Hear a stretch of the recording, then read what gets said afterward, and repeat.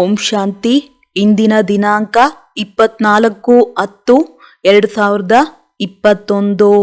ಅವ್ವೆಕ್ ಬಾಪ್ ದಾದ ರಿವೈಸ್ 11/11/89.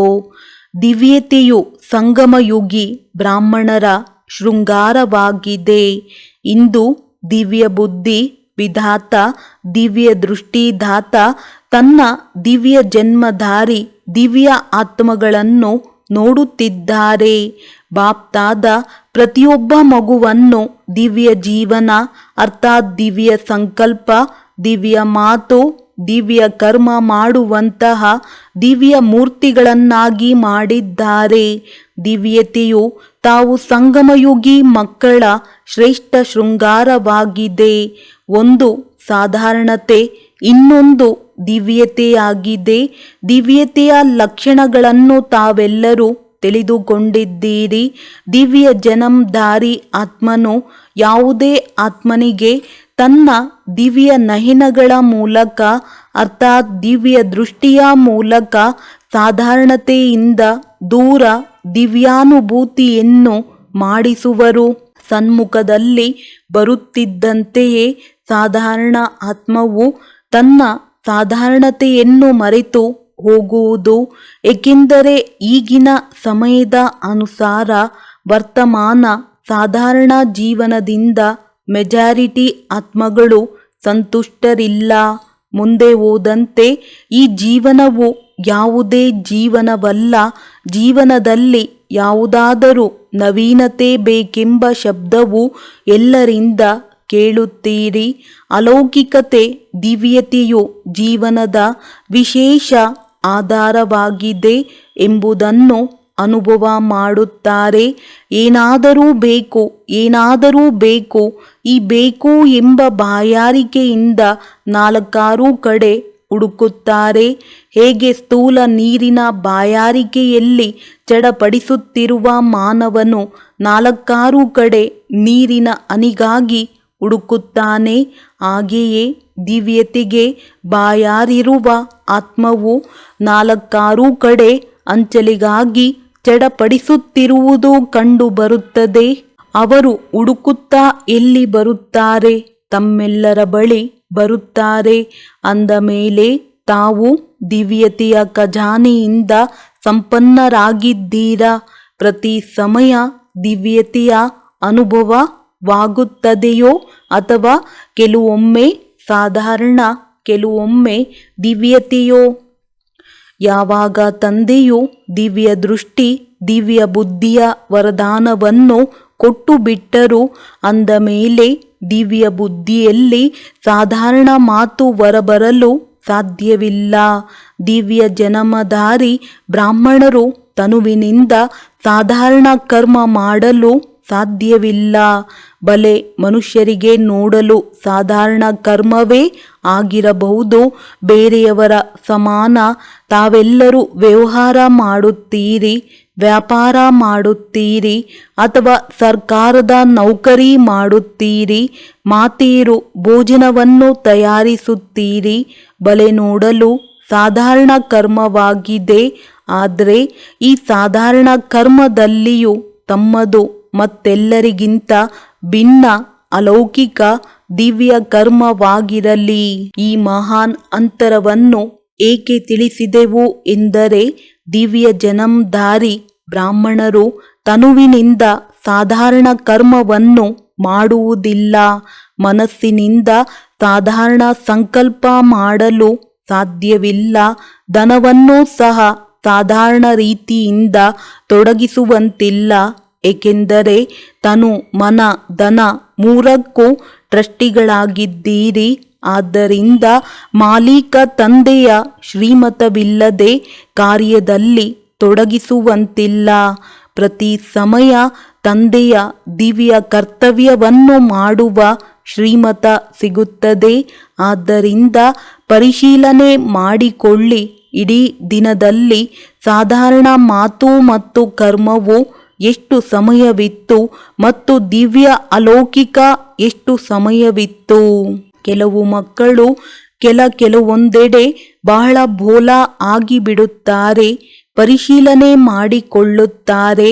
ಆದರೆ ಭೋಲಾನಾಥದಲ್ಲಿ ಇಡೀ ದಿನದಲ್ಲಿ ಯಾವುದೇ ವಿಶೇಷ ತಪ್ಪನ್ನಂತೂ ಮಾಡಲಿಲ್ಲ, ಕೆಟ್ಟದನ್ನು ಆಲೋಚಿಸಲಿಲ್ಲ, ಕೆಟ್ಟದನ್ನು ಮಾತನಾಡಲಿಲ್ಲ ಎಂದು ತಿಳಿದುಕೊಳ್ಳುತ್ತಾರೆ. ಆದರೆ ಇದನ್ನು ಪರಿಶೀಲನೆ ಮಾಡಿಕೊಂಡಿರ ದಿವ್ಯ ಹಾಗೂ ಅಲೌಕಿಕ ಕರ್ಮ ಮಾಡಿದ್ದೇವೆ. ಏಕೆಂದರೆ ಸಾಧಾರಣ ಮಾತು ಹಾಗೂ ಕರ್ಮವು ಜಮಾ ಆಗುವುದಿಲ್ಲ, ಕಳೆಯುವುದೂ ಇಲ್ಲ, ಜಮಾ ಆಗುವುದೂ ಇಲ್ಲ. ವರ್ತಮಾನದ ದಿವ್ಯ ಸಂಕಲ್ಪ ಹಾಗೂ ದಿವ್ಯ ಮಾತು ಮತ್ತು ಕರ್ಮವು ಭವಿಷ್ಯಕ್ಕೆ ಜಮಾ ಮಾಡುತ್ತದೆ.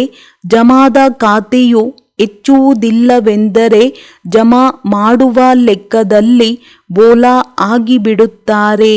ನಾನಂತೂ ವ್ಯರ್ಥ ಮಾಡಲಿಲ್ಲವೆಂದು ಖುಷಿಯಾಗಿರುತ್ತಾರೆ. ಆದರೆ ಕೇವಲ ಇದರಲ್ಲಿ ಖುಷಿಯಾಗಿರಬಾರದು. ವ್ಯರ್ಥವನ್ನಂತೂ ಮಾಡಲಿಲ್ಲ, ಆದರೆ ಸಮರ್ಥವಾದುದನ್ನು ಎಷ್ಟು ಮಾಡಿದ್ದೀರಿ? ಕೆಲವು ಬಾರಿ ಮಕ್ಕಳು ಹೇಳುತ್ತಾರೆ, ನಾನು ಇಂದು ಯಾರಿಗೂ ದುಃಖ ಕೊಡಲಿಲ್ಲವೆಂದು. ಆದರೆ ಸುಖವನ್ನು ಕೊಟ್ಟಿರ, ದುಃಖವನ್ನು ಕೊಡಲಿಲ್ಲ. ಇದರಿಂದ ವರ್ತಮಾನವನ್ನು ಚೆನ್ನಾಗಿ ಮಾಡಿಕೊಂಡಿರಿ. ಆದರೆ ಸುಖ ಕೊಡುವುದರಿಂದ ಭವಿಷ್ಯಕ್ಕೆ ಜಮಾ ಆಗುತ್ತದೆ. ಅದನ್ನು ಮಾಡಿಕೊಂಡಿರ ಅಥವಾ ಕೇವಲ ವರ್ತಮಾನದಲ್ಲಿ ಖುಷಿಯಾಗಿ ಬಿಟ್ಟಿರ. ಸುಖದಾತನ ಮಕ್ಕಳು ಸುಖದ ಖಾತೆಯನ್ನು ಜಮಾ ಮಾಡಿಕೊಳ್ಳುತ್ತಾರೆ. ಆದ್ದರಿಂದ ಇಂದು ದುಃಖ ಕೊಡಲಿಲ್ಲವೆಂದು ಕೇವಲ ಇಷ್ಟನ್ನು ಪರಿಶೀಲನೆ ಮಾಡಿಕೊಳ್ಳಬೇಡಿ. ಎಷ್ಟು ಸುಖವನ್ನು ಕೊಟ್ಟೆವು ಎಂದು ನೋಡಿಕೊಳ್ಳಿ. ಯಾರೇ ಸಂಬಂಧ ಸಂಪರ್ಕದಲ್ಲಿ ಬರಲಿ, ಮಾಸ್ಟರ್ ಸುಖದಾತನ ಮೂಲಕ ಪ್ರತಿ ಹೆಜ್ಜೆಯಲ್ಲಿ ಸುಖದ ಅನುಭೂತಿ ಮಾಡಲಿ. ಇದಕ್ಕೆ ದಿವ್ಯತೆ ಹಾಗೂ ಅಲೌಕಿಕತೆ ಎಂದು ಹೇಳಲಾಗುತ್ತದೆ. ಆದ್ದರಿಂದ ಪರಿಶೀಲನೆಯನ್ನು ಸಾಧಾರಣವಾಗಿ ಅಲ್ಲ, ಗುಹ್ಯ ಪರಿಶೀಲನೆ ಮಾಡಿಕೊಂಡು ಪ್ರತಿ ಸಮಯ ಇದು ಸ್ಮೃತಿ ಇರಲಿ.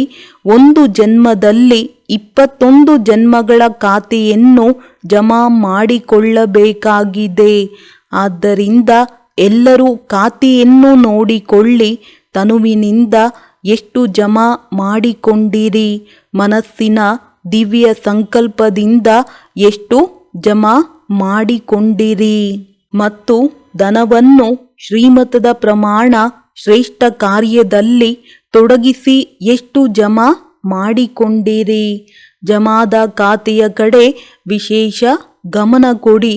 ಏಕೆಂದರೆ ತಾವು ವಿಶೇಷ ಆತ್ಮರ ಜಮಾ ಮಾಡಿಕೊಳ್ಳುವ ಸಮಯವು ಈ ಚಿಕ್ಕದಾದ ಜನ್ಮವನ್ನು ಬಿಟ್ಟರೆ ಇಡೀ ಕಲ್ಪದಲ್ಲಿ ಮತ್ಯಾವ ಸಮಯವೂ ಇಲ್ಲ. ಅನ್ಯ ಆತ್ಮಗಳ ಲೆಕ್ಕವೇ ಬೇರೆಯಾಗಿದೆ. ಆದರೆ ತಾವು ಶ್ರೇಷ್ಠಾತ್ಮರಿಗಾಗಿ ಈಗಿಲ್ಲದಿದ್ದರೆ ಇನ್ನೆಂದಿಗೂ ಇಲ್ಲ ಅಂದಾಗ ಏನು ಮಾಡಬೇಕೆಂದು ತಿಳಿಯಿತೆ. ಇದರಲ್ಲಿ ಬೋಲಾ ಆಗಬೇಡಿ, ಹಳೆಯ ಸಂಸ್ಕಾರಗಳಲ್ಲಿ ಮುಗ್ಧರಾಗಬೇಡಿ. ಬಾಪ್ ದಾದಾರವರು ಫಲಿತಾಂಶವನ್ನು ನೋಡಿದೆವು. ಅನೇಕ ಮಕ್ಕಳ ಫಲಿತಾಂಶದಲ್ಲಿ ಜಮಾದ ಖಾತೆಯು ಬಹಳ ಕಡಿಮೆ ಇದೆ. ಅದರ ವಿಸ್ತಾರವನ್ನು ಮತ್ತೆ ತಿಳಿಸುತ್ತೇವೆ. ಎಲ್ಲರೂ ಸ್ನೇಹದಲ್ಲಿ ಎಲ್ಲವನ್ನು ಮರೆತು ಬಂದು ಬಿಟ್ಟಿದ್ದೀರಿ.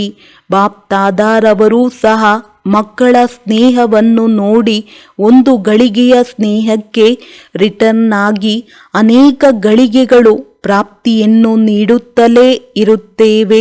ತಮ್ಮೆಲ್ಲರಿಗೆ ಇಷ್ಟು ದೊಡ್ಡ ಸಂಘಟನೆಯಲ್ಲಿ ಬರುವುದಕ್ಕಾಗಿ ಏನೇನನ್ನು ಪಕ್ಕಾ ಮಾಡಿಸಲಾಯಿತು.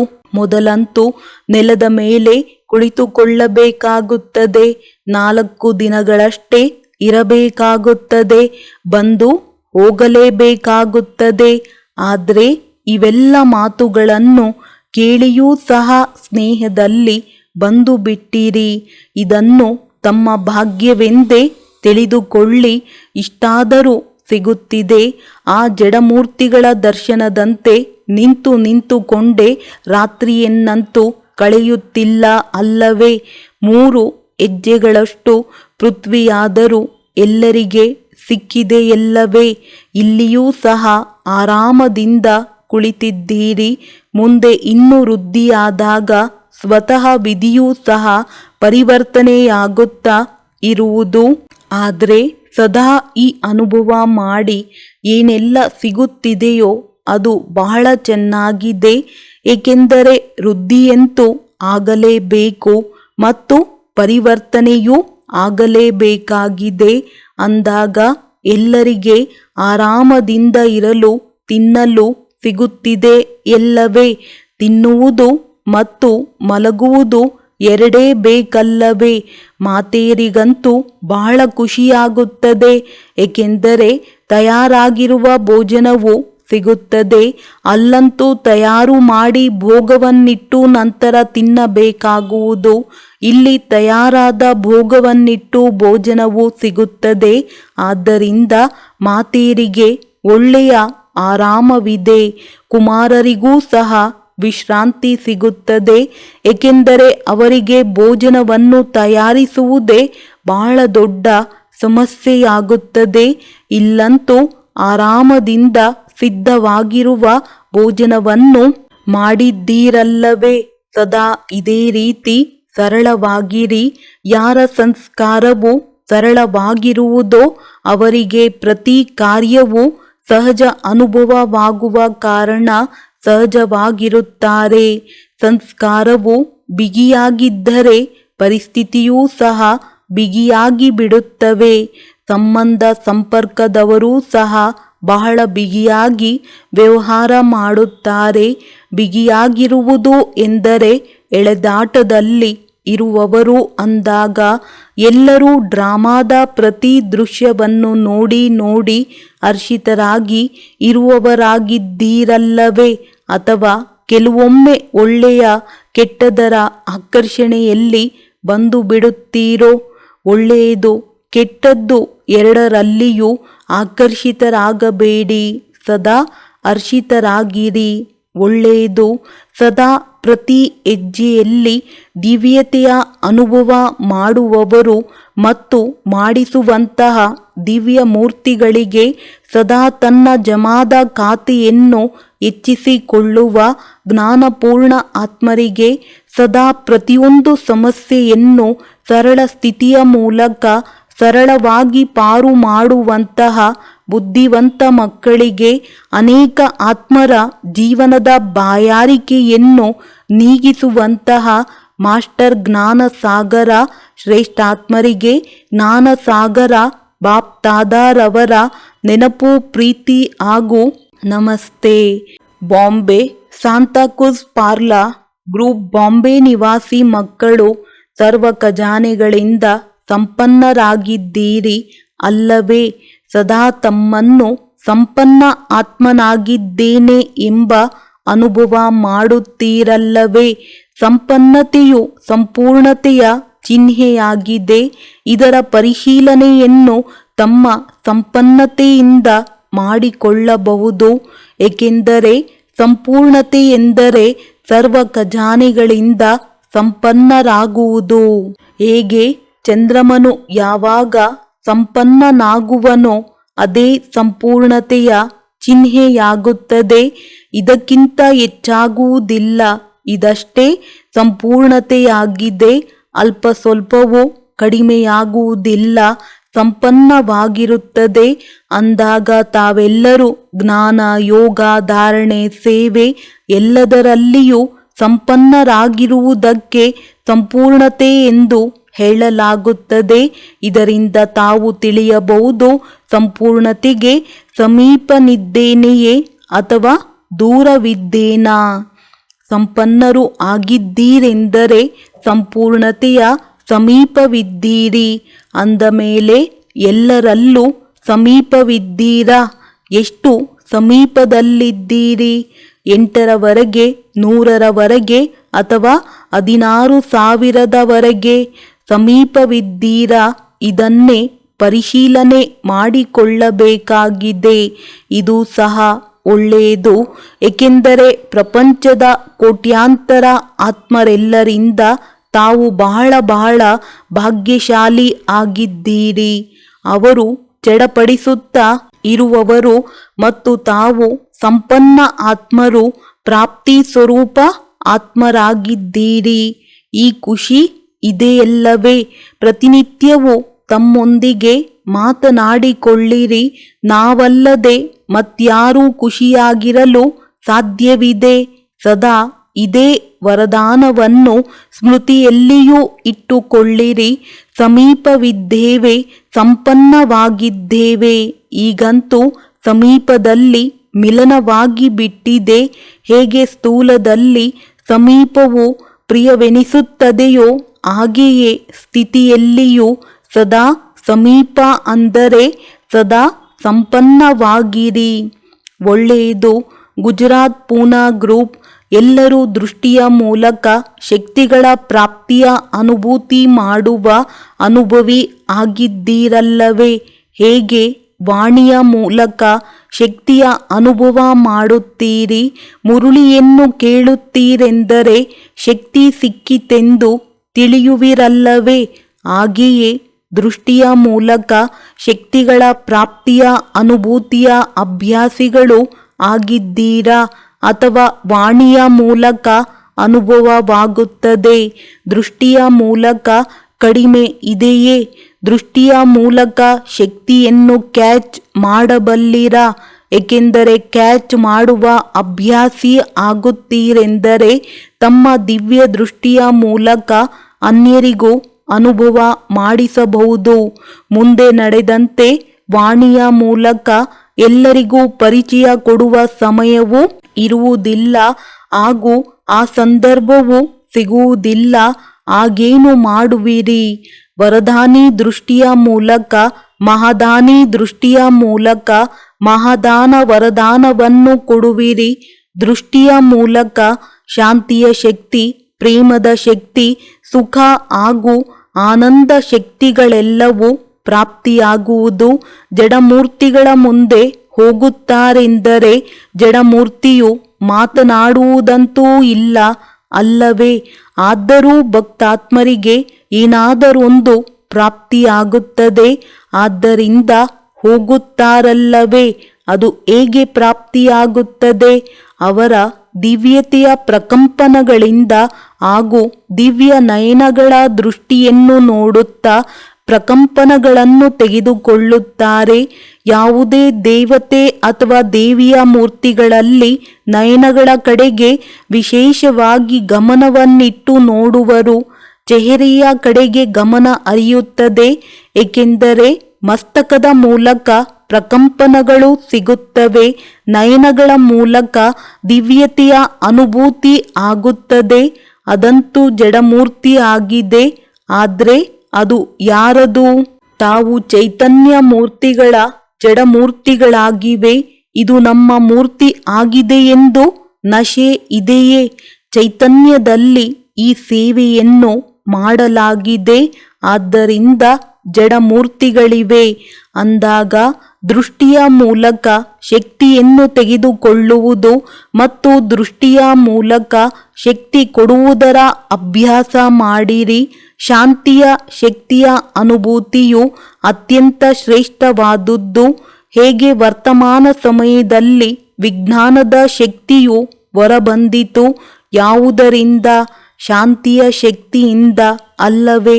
ಯಾವಾಗ ವಿಜ್ಞಾನದ ಶಕ್ತಿಯು ಅಲ್ಪಕಾಲದ ಪ್ರಾಪ್ತಿಯನ್ನು ಪ್ರಾಪ್ತಿ ಮಾಡಿಸುತ್ತಿದೆ ಅಂದ ಮೇಲೆ ಶಾಂತಿಯ ಶಕ್ತಿಯು ಇನ್ನೆಷ್ಟು ಪ್ರಾಪ್ತಿ ಮಾಡಿಸಬಹುದು? ಅದಕ್ಕಾಗಿ ತಮ್ಮಲ್ಲಿ ತಂದೆಯ ದಿವ್ಯ ದೃಷ್ಟಿಯ ಮೂಲಕ ಶಕ್ತಿಯನ್ನು ಜಮಾ ಮಾಡಿಕೊಳ್ಳಿರಿ. ಜಮಾ ಮಾಡಿಕೊಂಡಿರುವ ಶಕ್ತಿಗಳನ್ನು ಸಮಯದಲ್ಲಿ ಕೊಡಬಹುದು.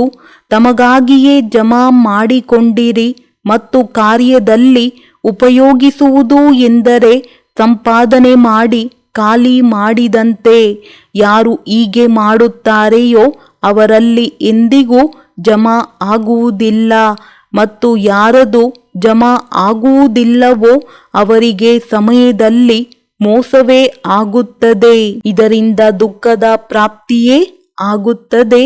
ಇದೇ ರೀತಿ ಶಾಂತಿಯ ಶಕ್ತಿಯ ಜಮಾ ಆಗಲಿಲ್ಲ, ದೃಷ್ಟಿಯ ಮಹತ್ವದ ಅನುಭವವಾಗದಿದ್ದರೆ ಅಂತಿಮ ಸಮಯದ ಶ್ರೇಷ್ಠ ಪದವಿಯನ್ನು ಪ್ರಾಪ್ತಿ ಮಾಡಿಕೊಳ್ಳುವುದರಲ್ಲಿಯೂ ಮೋಸವನ್ನೇ ಅನುಭವಿಸುತ್ತೀರಿ. ನಂತರ ದುಃಖವಾಗುತ್ತದೆ, ಪಶ್ಚಾತ್ತಾಪ ಆಗುತ್ತದೆ. ಆದ್ದರಿಂದ ಈಗಿನಿಂದಲೇ ತಂದೆಯ ದೃಷ್ಟಿಯ ಮೂಲಕ ಪ್ರಾಪ್ತಿಯಾಗಿರುವ ಶಕ್ತಿಗಳನ್ನು ಅನುಭವ ಮಾಡುತ್ತಾ ಜಮಾ ಮಾಡುತ್ತೀರಿ. ಹಾಗಾದರೆ ಜಮಾ ಮಾಡಿಕೊಳ್ಳುವುದು ಬರುತ್ತದೆಯೇ? ಜಮಾ ಆಗಿದೆ ಎಂದರೆ ಅದರ ಚಿಹ್ನೆ ಏನಾಗಿದೆ? ನಶೆ ಇರುತ್ತದೆ. ಹೇಗೆ? ಸಾಹುಕಾರರ ಚಲನೆ, ಕುಳಿತುಕೊಳ್ಳುವ, ಹೇಳುವುದರಲ್ಲಿಯೂ ನಶೆಯು ಕಾಣಿಸುತ್ತದೆ. ನಶೆಯು ಎಷ್ಟಿರುತ್ತದೆಯೋ ಅಷ್ಟೇ ಖುಷಿಯಾಗುತ್ತದೆ. ಇದಂತೂ ಆತ್ಮಿಕ ನಶೆಯಾಗಿದೆ. ಈ ನಶೆಯಲ್ಲಿ ಇರುವುದರಿಂದ ಖುಷಿಯು ಸ್ವತಃವಾಗಿಯೇ ಆಗುತ್ತದೆ. ಖುಷಿಯೇ ಜನ್ಮಸಿದ್ಧ ಅಧಿಕಾರವೂ ಆಗಿದೆ. ಸದಾ ಈ ಖುಷಿಯ ಹೊಳಪಿನಿಂದ ಅನ್ಯರಿಗೂ ಆತ್ಮಿಕ ಹೊಳಪನ್ನು ತೋರಿಸುವವರಾಗಿರಿ. ಸದಾ ಇದೇ ವರದಾನವನ್ನು ಸ್ಮೃತಿಯಲ್ಲಿ ಇಟ್ಟುಕೊಳ್ಳಬೇಕಾಗಿದೆ. ಏನಾದರೂ ಆಗಲಿ, ಆದರೆ ಖುಷಿಯ ವರದಾನವನ್ನು ಕಳೆಯಬಾರದು. ಸಮಸ್ಯೆಗಳು ಬರುತ್ತವೆ ಮತ್ತು ಹೋಗುತ್ತವೆ, ಆದರೆ ಅದರ ಮಧ್ಯೆ ಖುಷಿಯು ಹೋಗಿಬಿಡಬಾರದು. ಏಕೆಂದರೆ ಖುಷಿಯು ತಮ್ಮ ವಸ್ತುವಾಗಿದೆ, ಸಮಸ್ಯೆಯು ಪರಿಸ್ಥಿತಿಯಾಗಿದೆ ಮತ್ತು ಅದು ಅನ್ಯರ ಕಡೆಯಿಂದ ಬಂದಿರುವಂಥದ್ದು. ತನ್ನ ವಸ್ತುವನ್ನಂತೂ ಸದಾ ಜೊತೆಯಲ್ಲಿ ಇಟ್ಟುಕೊಳ್ಳಬೇಕಲ್ಲವೇ? ಪರರ ವಸ್ತುವಂತೂ ಅವಶ್ಯವಾಗಿ ಬರುತ್ತದೆ ಮತ್ತು ಅವಶ್ಯವಾಗಿ ಹೋಗುತ್ತದೆ. ಪರಿಸ್ಥಿತಿಯು ಮಾಯೆಯದ್ದಾಗಿದೆ, ತಮ್ಮದಲ್ಲ. ಆದರೆ ತಮ್ಮ ವಸ್ತುವನ್ನು ಕಳೆದುಕೊಳ್ಳಬಾರದು, ಅಂದರೆ ಖುಷಿಯನ್ನು ಕಳೆದುಕೊಳ್ಳಬಾರದು. ಬಲೆ ಈ ಶರೀರವು ಹೊರಟು ಹೋಗಲಿ, ಆದರೆ ಖುಷಿಯು ಹೋಗಬಾರದು. ಖುಷಿಯಿಂದ ಶರೀರವು ಹೋಗುತ್ತದೆ ಎಂದರೆ ಅದಕ್ಕಿಂತಲೂ ಶ್ರೇಷ್ಠವಾಗಿರುವುದು ಸಿಗುತ್ತದೆ. ಹಳೆಯದು ಹೋಗುತ್ತದೆ, ಹೊಸದು ಸಿಗುತ್ತದೆ. ಮತ್ತು ಈ ಮಹಾನತೆಯಲ್ಲಿ ಮಹಾರಾಷ್ಟ್ರದವರು ಸದಾ ಇರಬೇಕು. ಖುಷಿಯಲ್ಲಿ ಮಹಾನರಾಗಿ ಇರಬೇಕಾಗಿದೆ. ಒಳ್ಳೆಯದು. ಆಂಧ್ರ ಪ್ರದೇಶ ಮತ್ತು ಕರ್ನಾಟಕ ಗ್ರೂಪ್ ಈ ಡ್ರಾಮಾದಲ್ಲಿ ವಿಶೇಷ ಪಾತ್ರವನ್ನು ಅಭಿನಯಿಸುವ ವಿಶೇಷ ಆತ್ಮರಾಗಿದ್ದೇವೆ. ಇದನ್ನು ಅನುಭವ ಮಾಡುತ್ತೀರಾ? ಯಾವಾಗ ತನ್ನನ್ನು ವಿಶೇಷ ಆತ್ಮನೆಂದು ತಿಳಿಯುತ್ತೀರೋ ಆಗ ಆ ರೀತಿ ಮಾಡುವಂತಹ ತಂದೆಯ ನೆನಪು ಸ್ವತಃ ಇರುತ್ತದೆ, ಸಹಜವೆನಿಸುತ್ತದೆ. ಏಕೆಂದರೆ ಸಂಬಂಧವು ನೆನಪಿಗೆ ಆಧಾರವಾಗಿದೆ. ಎಲ್ಲಿ ಸಂಬಂಧವಿರುವುದೋ ಅಲ್ಲಿ ನೆನಪು ಸ್ವತಃ ಹಾಗೂ ಸಹಜವಾಗಿ ಬಿಡುತ್ತದೆ. ಯಾವಾಗ ಸರ್ವ ಸಂಬಂಧಗಳು ಒಬ್ಬ ತಂದೆಯೊಂದಿಗೆ ಆಗಿಬಿಟ್ಟಿತು ಅಂದ ಮೇಲೆ ಮತ್ಯಾರೂ ಇಲ್ಲವೇ ಇಲ್ಲ. ಒಬ್ಬ ತಂದೆಯೇ ಸರ್ವ ಸಂಬಂಧಿಯಾಗಿದ್ದಾರೆ. ಈ ಸ್ಮೃತಿಯಿಂದ ಸಹಜ ಯೋಗಿಗಳಾಗಿ ಬಿಟ್ಟಿರಿ ಎಂದು ಕಷ್ಟವೆನಿಸುವುದಿಲ್ಲ ಅಲ್ಲವೇ? ಯಾವಾಗ ಮಾಯೆಯ ಯುದ್ಧವಾಗುವುದೋ ಆಗ ಪರಿಶ್ರಮವೆನಿಸುತ್ತದೆಯೇ? ಮಾಯೆಗೆ ಸದಾ ಕಾಲಕ್ಕಾಗಿ ವಿದಾಯಿ ನೀಡುವವರಾಗಿ. ಯಾವಾಗ ಮಾಯೆಗೆ ವಿದಾಯಿ ನೀಡುವಿರೋ ಆಗ ತಂದೆಯ ಬಧಾಯಿ ಶುಭಾಶಯಗಳು ಬಹಳ ಮುಂದುವರೆಸುತ್ತವೆ. ಭಕ್ತಿ ಮಾರ್ಗದಲ್ಲಿ ಆಶೀರ್ವಾದ ಕೊಡಿ ಎಂದು ಎಷ್ಟು ಬಾರಿ ಬೇಡಿದ್ದೀರಿ. ಆದರೆ ಈಗ ತಂದೆಯಿಂದ ಆಶೀರ್ವಾದವನ್ನು ಪಡೆಯುವ ಸಹಜ ಸಾಧನವನ್ನು ತಿಳಿಸಲಾಗಿದೆ. ಎಷ್ಟು ಮಾಯೆಗೆ ವಿದಾಯಿ ನೀಡುತ್ತೀರೋ ಅಷ್ಟು ಆಶೀರ್ವಾದಗಳು ಸ್ವತಃ ಸಿಗುವುದು. ಪರಮಾತ್ಮನ ಆಶೀರ್ವಾದಗಳು ಒಂದು ಜನ್ಮಕ್ಕಲ್ಲ, ಆದರೆ ಅನೇಕ ಜನ್ಮಗಳು ಶ್ರೇಷ್ಠರನ್ನಾಗಿ ಮಾಡುತ್ತಾರೆ. ಸದಾ ಇದನ್ನು ಸ್ಮೃತಿಯಲ್ಲಿ ಇಟ್ಟುಕೊಳ್ಳಿ.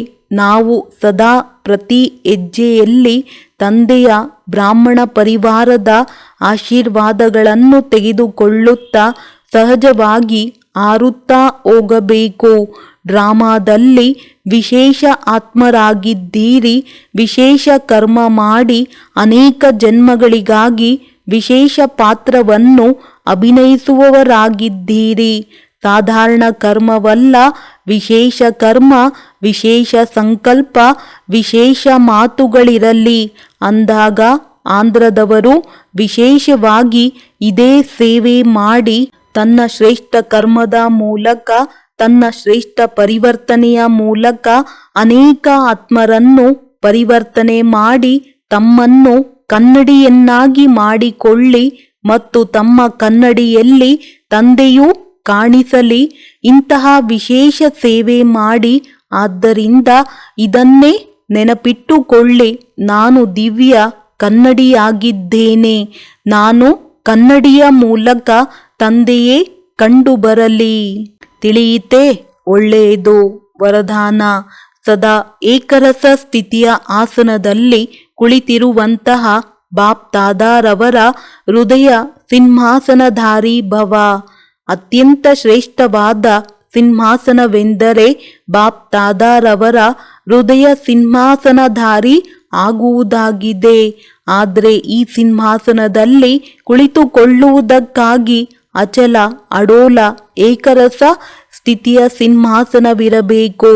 ಒಂದು ವೇಳೆ ಈ ಸ್ಥಿತಿಯ ಸಿಂಹಾಸನದಲ್ಲಿ ಸ್ಥಿತರಾಗದಿದ್ದರೆ ಬಾಪ್ ದಾದಾರವರ ಹೃದಯವೆಂಬ ಸಿಂಹಾಸನದಲ್ಲಿಯೂ ಸ್ಥಿತರಾಗಲು ಸಾಧ್ಯವಿಲ್ಲ. ಇದಕ್ಕಾಗಿ ತಮ್ಮ ಭ್ರುಕುಟಿಯ ಸಿಂಹಾಸನದಲ್ಲಿ ಅಕಾಲ ಮೂರ್ತಿಯಾಗಿ ಸ್ಥಿತರಾಗಿ ಬಿಡಿ. ಈ ಸಿಂಹಾಸನದಿಂದ ಮತ್ತೆ ಮತ್ತೆ ಏರುಪೇರಾಗಬಾರದು. ಇದರಿಂದ ಬಾಪ್ ದಾದಾರವರ ಹೃದಯ ಸಿಂಹಾಸನದಲ್ಲಿ ಕುಳಿತುಕೊಳ್ಳಲು ಸಾಧ್ಯವಾಗುವುದು. ಸ್ಲೋಗನ್: ಶುಭ ಚಿಂತನೆಯ ಮೂಲಕ ನಕಾರಾತ್ಮಕವನ್ನು ಸಕಾರಾತ್ಮಕದಲ್ಲಿ ಪರಿವರ್ತನೆ ಮಾಡಿರಿ. ಒಳ್ಳೆಯದು. ಓಂ ಶಾಂತಿ.